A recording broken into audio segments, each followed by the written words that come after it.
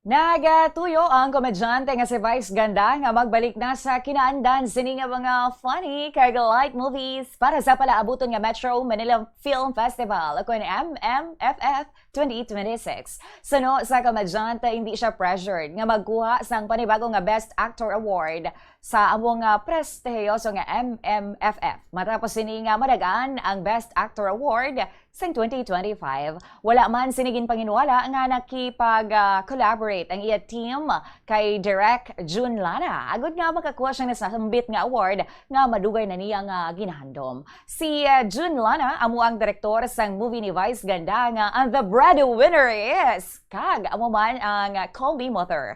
Nagapati man si Vice nga importante gid nga magkadlaw kag malipay man ang mga Pilipino subong nga madamo sang nagakalatabo sa bilog nga pungsod.